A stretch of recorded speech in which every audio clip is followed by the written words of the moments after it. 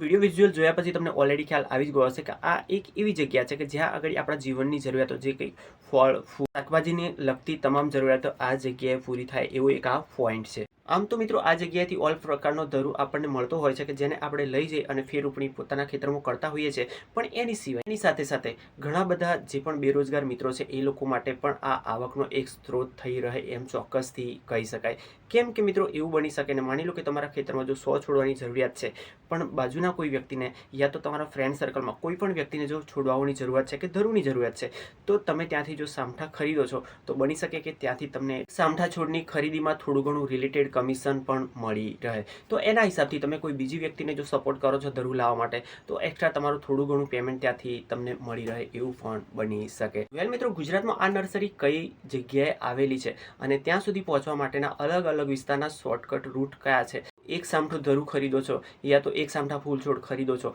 તો એના પાછળ કેટલું કમિશન છે એ ટોટલી જો ડિટેલ તમારે જાણવી છે, કઈ સિઝનમાં કઈ પ્રકારનો ફળ, ફૂલ યા તો પછી શાકભાજીનો પાક કરી શકાય યા તો કયો ધરું એમની જોડે ઓલ ટાઈમ અવેલેબલ હોય છે યા તો કઈ સિઝનમાં અવેલેબલ હોય છે, સંપૂર્ણ જો ડિટેલ જાણવા માંગો છો તો કમેન્ટમાં જરૂરથી લખજો કે ઇન્ટરવ્યૂ. જો તમે ઇન્ટરવ્યૂ લખશો તો મિનિમમ 25, 30, 35 કમેન્ટ આવશે તો મિત્રો ઓલરેડી હું એ વ્યક્તિને જે પણ આ ગ્રીન હાઉસ માલિક છે એમને મળી અને સંપૂર્ણ ડિટેલ તમારા તરફના જે પણ પ્રશ્નો હશે એની ડિસ્કસ કરી અને એક લાઈવ ઇન્ટરવ્યૂ પોડકાસ્ટના માધ્યમથી લાવવાની જરૂરથી કોશિશ કરીશ. તો મળું છું આવતીકાલે ફરીથી એકવાર નવા એપિસોડમાં. ત્યાં સુધી આપણા મિત્ર મુકેશભાઈ રજા આપો. જય હિન્દ, જય ભારત.